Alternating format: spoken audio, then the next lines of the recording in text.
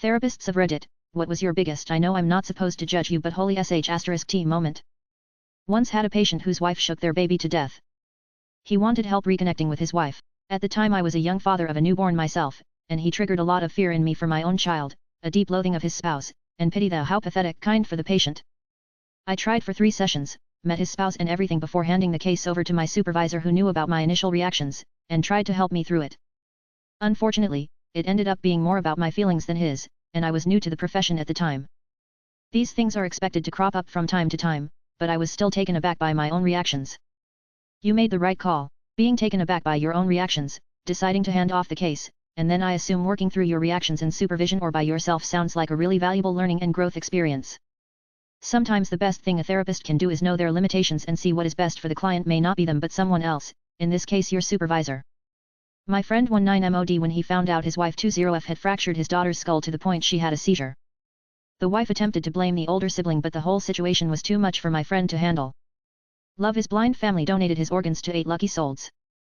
The wife is in prison and his children are with his mom. I do acute pediatric inpatient behavioral therapy. Has never happened with a child, and never will. Parents on the other hand can be real pieces of shit, and the way they treat/abuse their children then throw them off on us and scream fix them. I'm a big burly guy and I've cried many nights over this. You're a hero my man. Big mahalos for all you do. Have you considered not being a shit parent? On this is why I would probably get fired from your job. I was once in my psychiatrist's office a bi-monthly, 15 minutes med check. I feel like a lot of the comments saying that they never judge their clients might be working in voluntary services or they've been very fortunate in their client base. Here's my most recent one. As the pandemic worsened here in the US and more lockdowns are on their way, one of my most extroverted clients and I brainstormed ways to meet her social needs while remaining safe. I work with youth and adolescents who have anxiety, trauma, and/or depression. Some of the kids I worked with had some pretty severe attachment issues. Regardless of this, I never thought I'd have to seriously explain 1. You can't just buy a straitjacket for your kid. 2. Feeding your kid ultra spicy ramen each night instead of the meal everyone else is eating isn't specifically defined as abuse, but you have to understand the emotional abuse that this causes. 3. Your kid isn't trying to kill you because they stand in your doorway at night crying. That's likely because they're scared of their traumatic nightmares, but feel like you will just yell at them if they wake you up. Edit. Removed a phrase edit2. Thank you all for your questions and support. This case has really helped to shape my approach to therapy, and has highlighted the importance of healthy communication between parents and kids. My number 1 tip, don't let someone else tell you how you feel/think.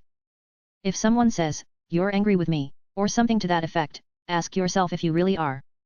If you're not actually angry, then don't spend a second more on it. A lot of kids/family members get hung up on trying to justify their own actions according to someone else's perception. Edit 3, fixed straitjacket spelling. No, it is not a jacket for sexual orientations. Lots of people discussing pedophilia as an example of the toughest stuff to not judge despite our training. I haven't yet treated a pedophile thankfully. At least not an identified one. I did run a men's anger management group though, and some of those men had done some terrible things to women.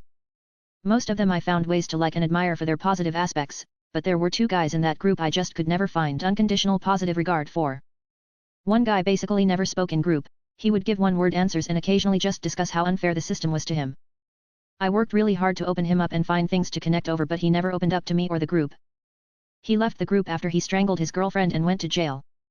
She survived thankfully. The other left group early routinely, showed up late, participated minimally and similarly never wanted to open up honestly. He left early one group after we had discussed him staying to the end and threatened me when I told him he wasn't going to get credit for attendance, something the court required. Oddly, I eventually moved into the apartment below him completely without knowledge and listened to him scream at his girlfriend and break shit while I called the cops. I judge these men, they're shitty. Maybe they're redeemable, but redemption requires self-exploration and they both refused to do so. It's worth noting how differently I felt about them than so many others in the group, men I found ways to help and admire and respect even in spite of their awful behavior in the past. I can relate to this. My ex used to hit me a lot, usually leaving me with fractured ribs, black eyes, etc. He would hold me on the ground by my hair and kick the shit out of me.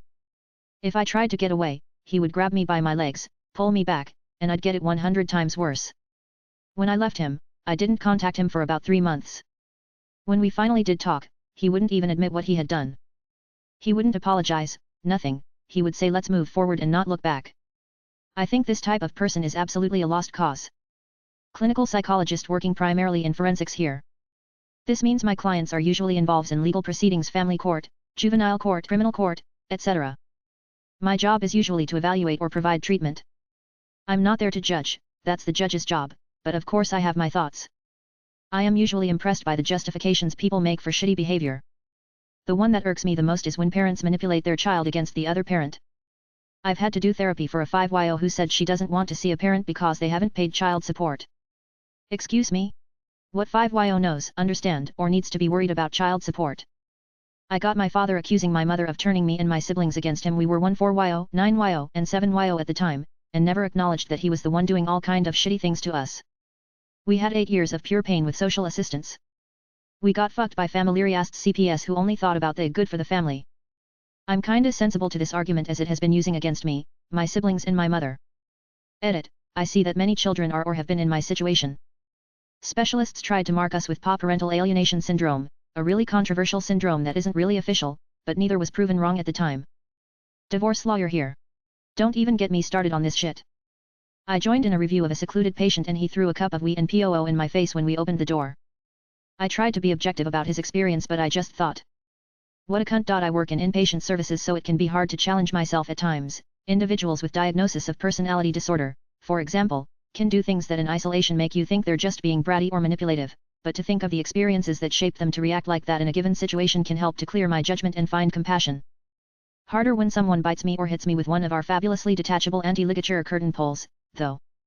Hey, that home visit sounds brutal. I used to work in pre-hospital medicine with a population that also that bit, scratched and flung things even when they desperately needed help. Glad to know there's someone compassionate like you on the other end. Like and subscribe for more Reddit content. Watch the next video at the top of your screen.